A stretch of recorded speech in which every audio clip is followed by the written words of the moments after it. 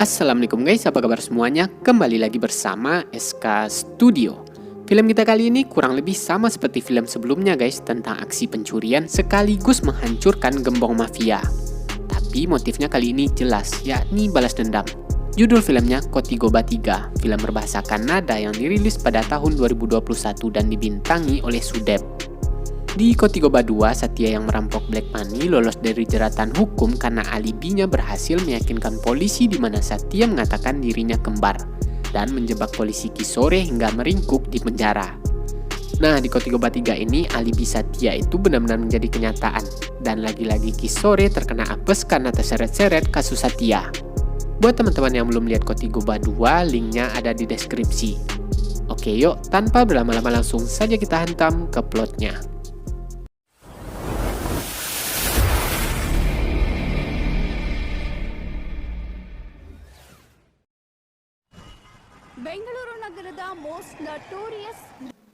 Berlatar di Bangalore, negara bagian Karnataka, India. Polisi mendapatkan tekanan dari masyarakat karena mereka tak kunjung juga menangkap gangster Bashir Bhai yang sudah jelas-jelas aktif melakukan kegiatan kriminal. Sehingga membuat publik berasumsi kalau Bashir di-backing oleh kekuatan politik. Atau memang ada kong kali kong antara Bashir dan pihak kepolisian. Berhubung udah viral dan kepercayaan publik sekarang merosot tajam, komisaris polisi menegaskan akan menangkap Bashir dalam waktu 24 jam. Polisi bukan nggak mau menangkap, tapi sebenarnya mereka kesulitan karena Bashir tinggal di wilayah yang dijaga ketat oleh anggotanya, sehingga dia selalu berhasil kabur.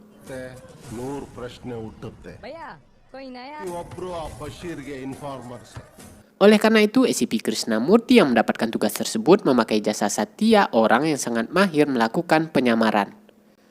Satya yang menyamar menjadi pemulung meminta segelas air di rumah Bashir. Nggak lama kemudian, satu persatu anggota Bashir terbang-terbang tanpa sebab yang jelas, seakan mereka diserang hantu.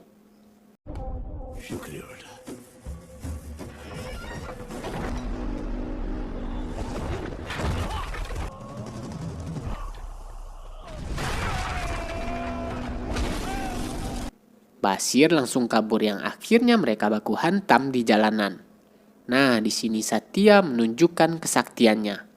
Mereka dibanting-banting seperti bola basket.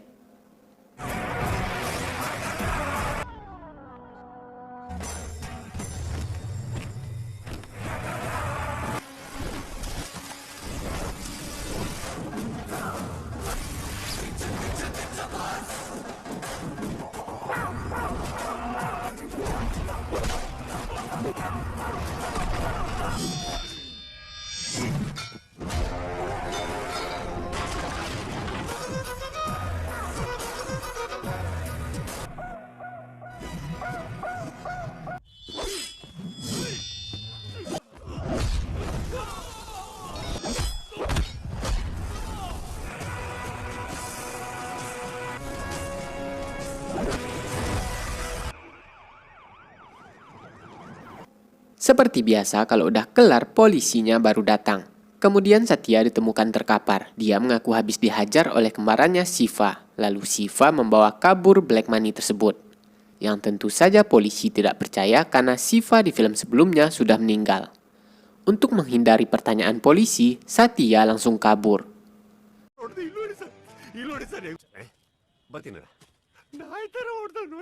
Kata SCP Murti, lebih baik uang tersebut dibawa Satya daripada jatuh ke tangan mereka karena uang itu akan digunakan Satya untuk menghidupi banyak orang.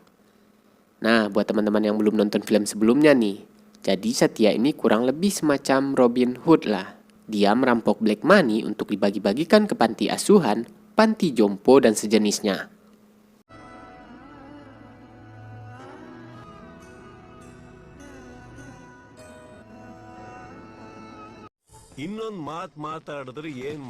Singkat waktu, malam pun tiba. Satya yang tengah bergurau dengan Janu, anak asuhnya, mendapati Janu tiba-tiba tumbang.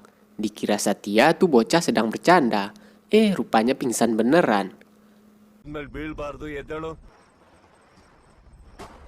Kata dokter, Janu mengidap penyakit sindrom Brugada, yaitu kelainan genetik yang ditandai dengan gangguan irama dan aliran listrik pada jantung, sehingga bisa membuat penderitanya tiba-tiba pingsan.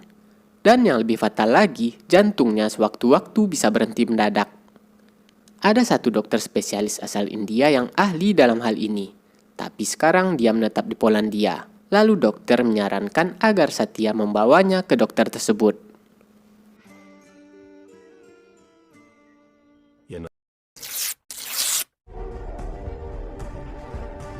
Cerita beralih ke Polandia di mana Devendra, pemilik perusahaan farmasi dan juga ketua penelitian proyek Mega Cuan di mana mereka berhasil menciptakan virus baru.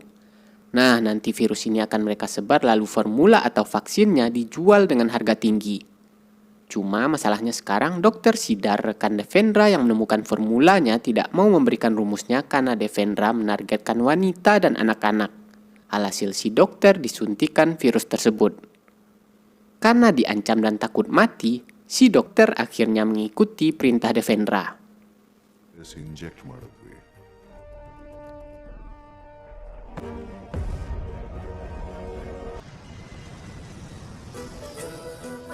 Singkat cerita, Satya dan Janu telah tiba di Polandia.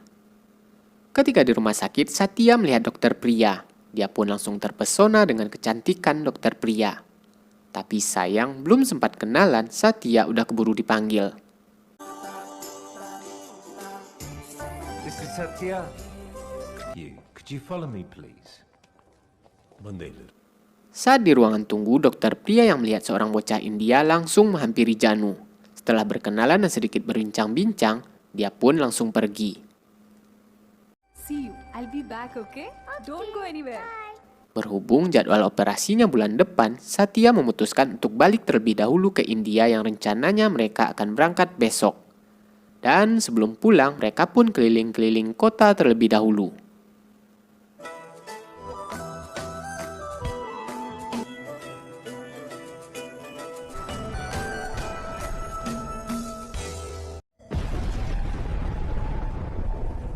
Singkat waktu, pagi pun tiba. Terjadi sebuah ledakan di sebelah utara Polandia. Tugas Interpol Sarat yang mendapatkan laporan langsung OTW ke tempat tersebut. Sementara itu, di sisi lain, komplotan perampok bertopeng sedang menerobos masuk ke museum pesawat. Dan kembali terjadi sebuah ledakan.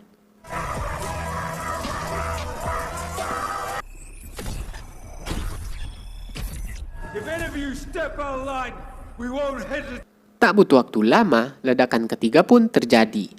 Lalu Sarat bertanya ke polisi lokal si Tom, apakah ada transaksi besar uang atau sesuatu yang berharga terjadi baru-baru ini. Kata si Tom, seminggu yang lewat ada lelang mahkota berlian senilai 750 juta euro yang dibeli oleh Devendra, miliarder asal India. Dan barangnya sekarang sedang disimpan di museum. Sarat langsung menyimpulkan kejadian sekarang perbuatan si Ghost alias hantu. Ini modus operandinya untuk mengalihkan polisi sementara dia sedang beraksi di museum. Lalu Sarat langsung mengarahkan polisi ke museum. Di sisi lain, si hantu sudah masuk ke ruang penyimpanan. Lalu komplotannya ingin menjebak si hantu untuk merebut berlian tersebut. So why should he take everything? But we're only getting peanuts for all. Yang ujung-ujungnya mereka lah yang kena jebak. Sempat terjadi aksi kejar-kejaran di tengah kota hingga akhirnya si hantu tiba-tiba menghilang.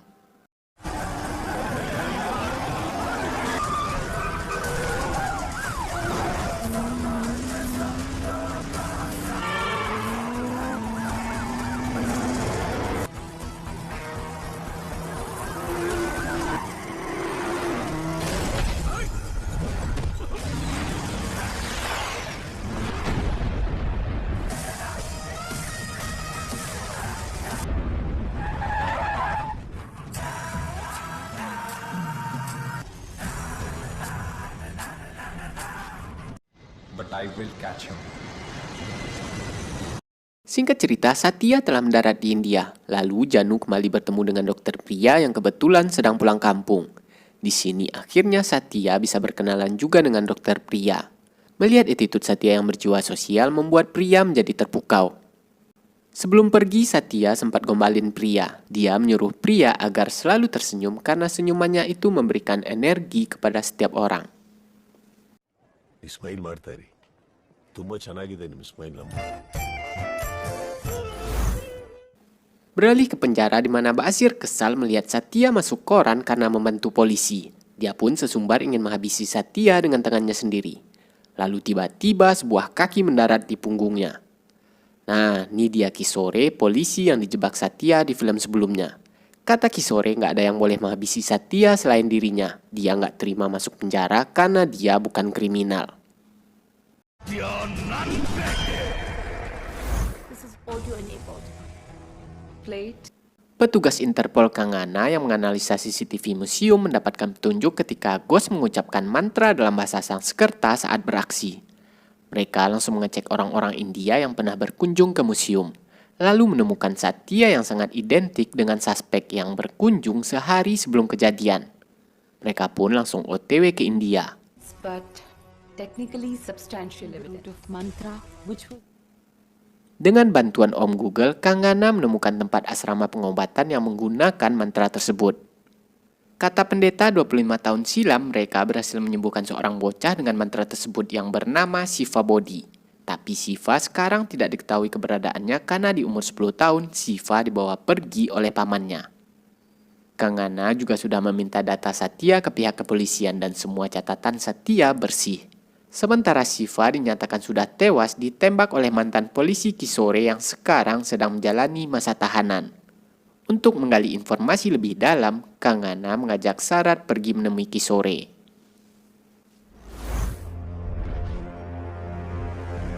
Di sisi lain, Devendra yang mengetahui berliannya hilang marah besar. Ditambah dengan 4 ledakan yang terjadi saat peristiwa perampokan, ternyata semuanya anak buah Devendra. Dengan serangkaian kejadian tersebut, sangat jelas si pelaku bukan sekadar mengincar berlian. Oleh karena itu, Devendra ingin si hantu segera dibersihkan.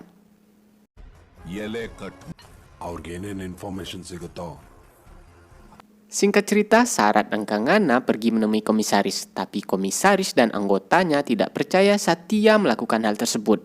Setahu mereka, Satya itu orang baik, bahkan ikut membantu polisi. Menurut mereka, orang yang mirip dengan Satya lah yang melakukannya.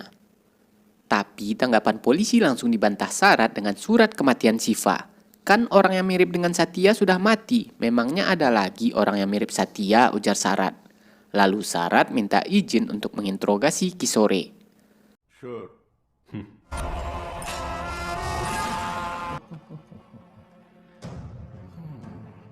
Kisore langsung ngakak ketika Sarat menanyakan perihal Satya. Dia nggak menyangka Satya sekarang go internasional. Lalu Kisore menegaskan Satya dan Shiva itu hanya satu orang. Mereka sama sekali tidak kembar.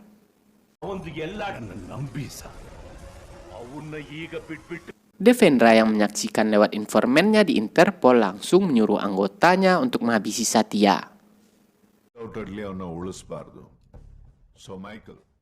Di sisi lain, Satya dan Priya sedang kencan di sebuah kafe. Mereka berdua terlihat gugup. Rupanya tempat itu sudah dipenuhi oleh preman bayaran yang diutus untuk menghabisi Satya. Mereka langsung mengikuti Satya ke toilet. Dan baku hantam pun tak terelakkan.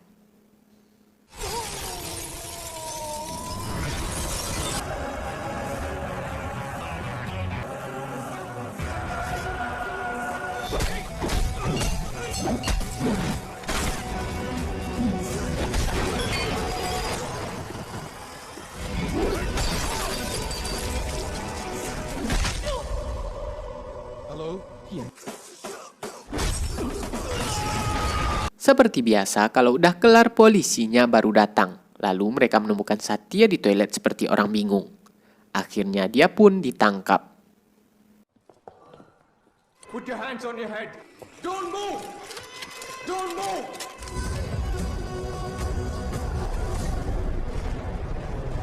Satya tidak memungkiri kalau si pelaku memang mirip dengannya. Dia juga mengaku pernah berkunjung ke museum sehari sebelum kejadian. Tapi Satya bersikeras bukan dialah pelakunya.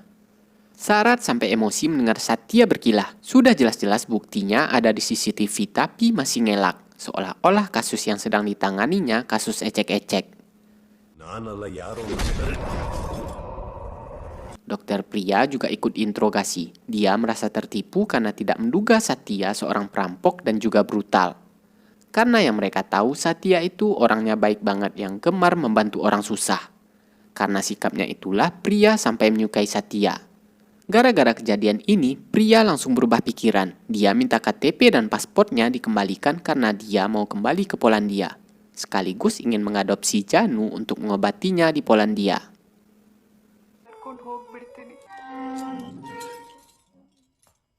Satya sengaja diletakkan di satu sel dengan Kisore yang membuat mereka cakar-cakaran. Tapi Satya tidak terlalu memperdulikan Kisore karena dia masih bingung. Dulu dia cuma ngarang-ngarang cerita kalau dia kembar dan berhasil meyakinkan semua orang kecuali Kisore karena Kisore pernah memergoki Satya. Sekarang malah menjadi kenyataan. Rupanya yang menghajar preman-preman di kafe si hantu saat Satya dibius di toilet. Lalu si hantu menyelipkan peta di kantong Satya. Artinya apa? Artinya si hantu menyuruh Satya pergi ke Polandia untuk mencari tahu semua jawabannya. Tiba-tiba Satya mengaku kalau dialah yang melakukan perampokan tersebut. Tapi Satya mengatakan dia hanya eksekutor sementara otaknya tak lain tak bukan adalah Kisore. Satya juga tidak tahu hasil jarahannya ada di mana. Alhasil Kisore dianggap sebagai bos hantu. Komisaris dan SCP Murti nggak percaya Satya melakukan perampokan tersebut. Tapi ya karena Satya sudah mengaku, mereka tidak bisa membantu Satya. Jangankan kalian, saya aja nggak percaya, makanya saya ingin membuktikan bahwa memang ada di luar sana orang yang mirip dengan saya, ujar Satya. Di waktu yang sama, si hantu sedang menghabisi Michael, asisten Devendra. Untuk penyelidikan lebih lanjut, akhirnya Satya dan Kisore diangkut ke Polandia. Makanya tadi Satya mengaku karena hanya ini satu-satunya cara agar dia bisa terbang ke Polandia.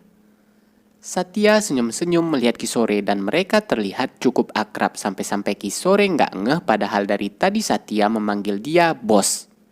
Udah kelar ngobrol, dia baru sadar.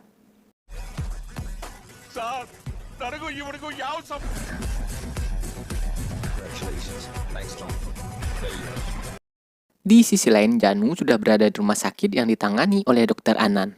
Rencananya Janu akan dioperasi sekitar 3 atau 4 hari lagi. Singkat cerita, Satya dan Kisore sedang berada di mobil tahanan. Kisore menyesal sudah meladeni Interpol padahal 3 bulan lagi dia akan segera bebas. Tiba-tiba tahanan yang bersama mereka memberikan kode.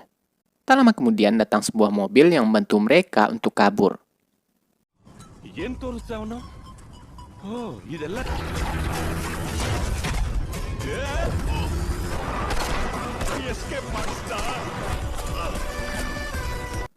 Kisore terkagum-kagum, kok bisa-bisanya Satya merencanakan pelariannya sendiri? Kata Satya nggak mungkin dia yang melakukan, si hantulah yang membantu mereka. Tapi Kisore nggak percaya, dia tetap pada pendiriannya yang meyakini Satya dan si hantu adalah orang yang sama.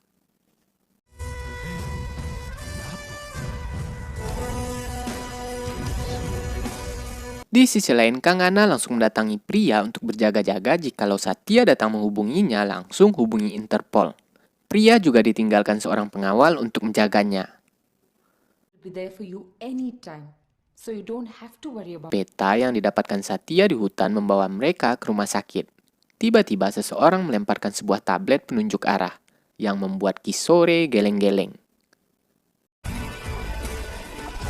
Tak lama kemudian pria tiba di rumah sakit. Rupanya di sana sudah ada beberapa orang petugas polisi yang menyamar. Ketika pria masuk ke ruangannya, di sana sudah ada Satya dan Kisore. Satya berusaha menjelaskannya kepada pria yang ujung-ujungnya Satya dan Kisore ribut lagi karena Kisore tak terima dibilang bos. Berhubung mereka berisik banget, si pengawal langsung datang. Bukannya mencet tombol bantuan, si pengawal malah minta selfie karena dia ngefans dengan si Ghost. Alhasil Satya dan Kisore berhasil kabur.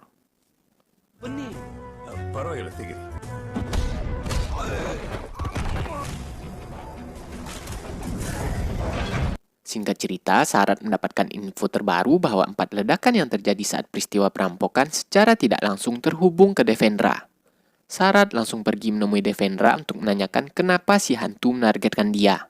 Mulai dari perampokan, pengeboman, sampai yang terbaru asistennya Michael juga ikut tewas. Tapi Devendranya malah balik nanya, "Why? Kenapa dia yang menjadi target?" Devendra juga bingung karena dia merasa tidak mempunyai musuh. "Seharusnya sayalah yang bertanya kepada Anda sebagai Interpol," ujar Devendra. Di sisi lain, si hantu kembali meledakkan 6 laboratorium perusahaan Devendra sekaligus.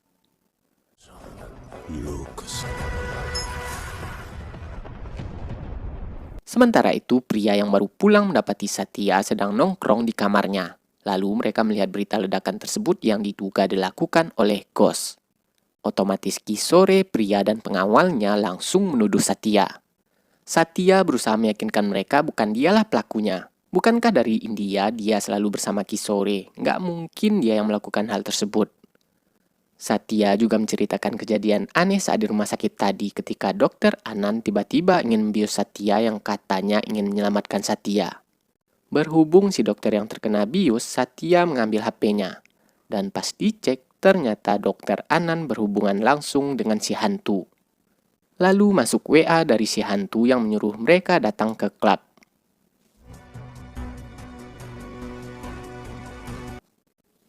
Akhirnya di sana mereka benar-benar melihat si hantu. Tapi ya namanya juga hantu, kadang-kadang nongol, kadang-kadang ngilang.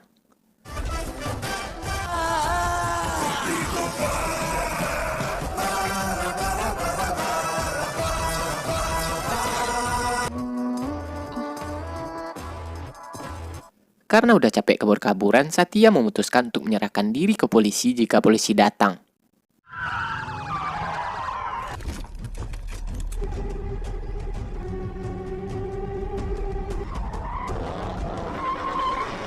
Tapi nggak jadi karena si hantu datang menyelamatkan mereka.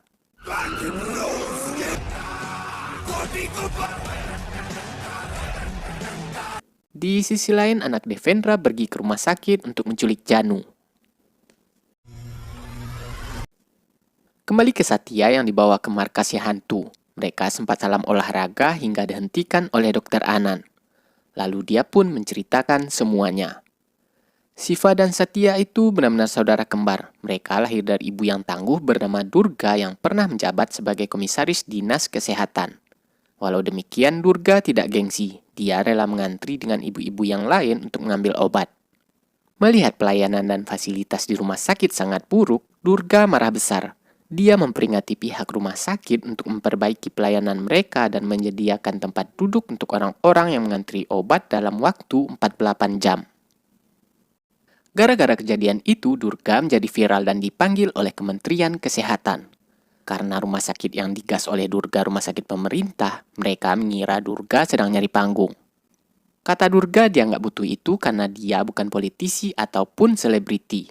Semua itu dia lakukan karena tidak tahan melihat orang-orang yang zolim.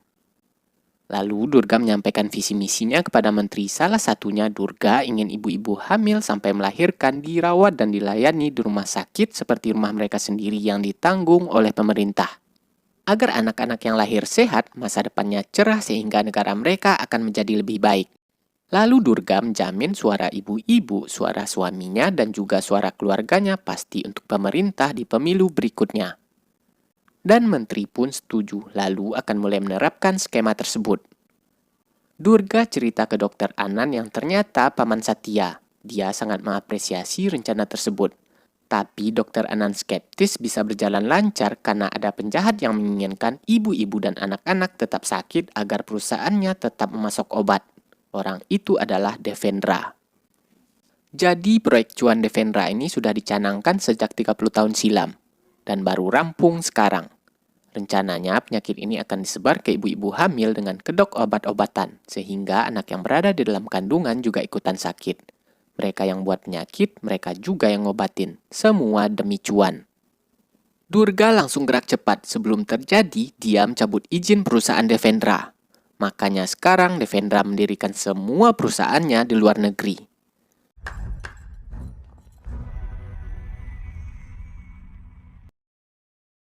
Oh iya, bokap Satya saat itu posisinya di luar negeri sedang mengurus bisnisnya. Sebelum minggat dari India, Devendra datang menyerang Durga.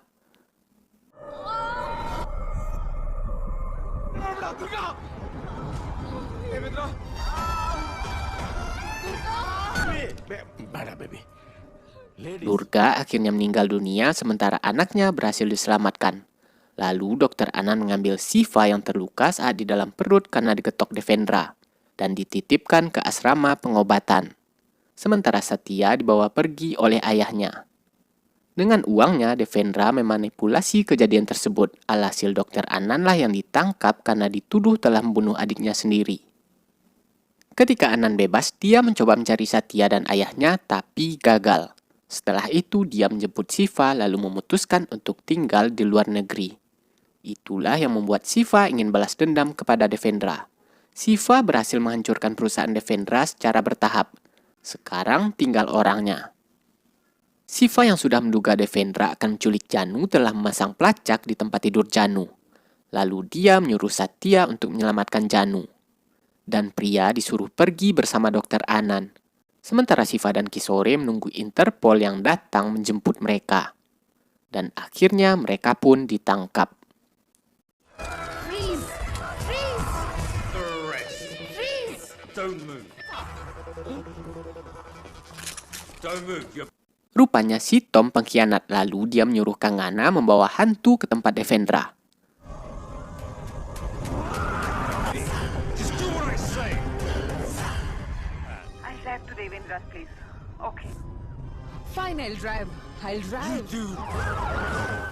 Akhirnya Devendra bisa bertatap muka dengan hantu. Mendengar nama Durga, Devendra langsung geleng-geleng. Dia tidak menduga sama sekali anak Durga bisa selamat. Devendra yang ingat saat itu Durga hamil kembar langsung menanyakan saudara Shiva. Kishore langsung memperingati Devendra untuk menyelamatkan anaknya karena Satya pasti mengamuk karena mereka berani menculik Janu. Devendra langsung menghubungi anaknya Jet, kata si Jet aman. Tak lama kemudian datang Satya yang langsung menerjang dari depan. Akhirnya Satya baku hantam dengan anak Devendra dan Shiva baku hantam dengan Devendra.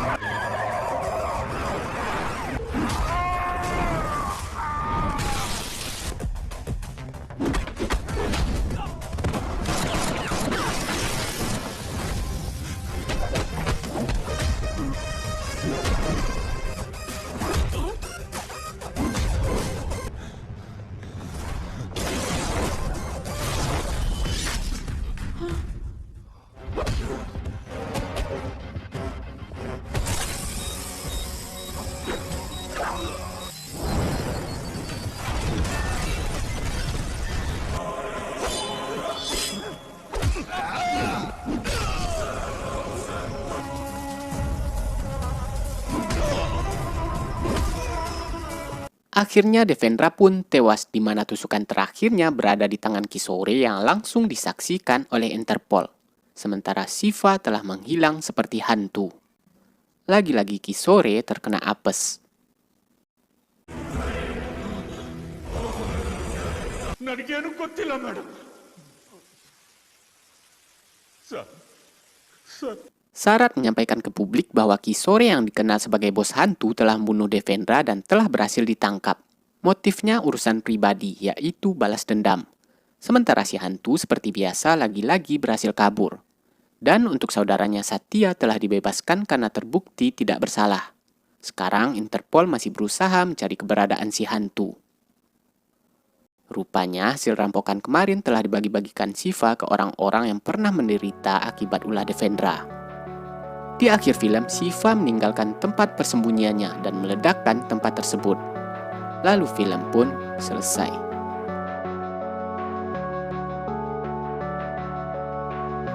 Buat teman-teman yang belum nonton film sebelumnya, kami jelasin sedikit. Satya yang dikenal baik oleh banyak orang adalah seorang perampok, tapi mainnya halus yang dia rampok black money. Untuk mengantisipasi agar dia tidak tertangkap, Satya membuat alibi kalau dia kembar sejak jauh-jauh hari. Bahkan dari kecil dia sudah membuat karakter Shiva. Nah, Kishore yang saat itu menangani kasus perampokan Satya dibuat gila. Hingga Kishore berhasil membuktikan Satya dan Shiva itu orang yang sama. Karena sudah kepergok, Satya menjanjikan uang 3 karung buat Kishore. Lalu Satya mengajak Kishore untuk membunuh karakter Shiva dan berjalan dengan mulus. Tapi sayang saat Kisore mengambil uang yang dijanjikan, dia kena operasi tangkap tangan. Alhasil dialah yang dituduh sebagai otak perampokan. Gara-gara kejadian itu, hubungan Satya dan polisi menjadi dekat. Tapi sebaliknya untuk Kisore, dia merasa tak kicuah di Nantarang. Makanya dia nggak mau percaya lagi dengan omongan Satya karena sudah berkali-kali kena tipu. Kotigo Badua nggak kalah seru dan kocak guys, bahkan Satya ngerampok lewatnya dari gorong-gorong kantor Kisore.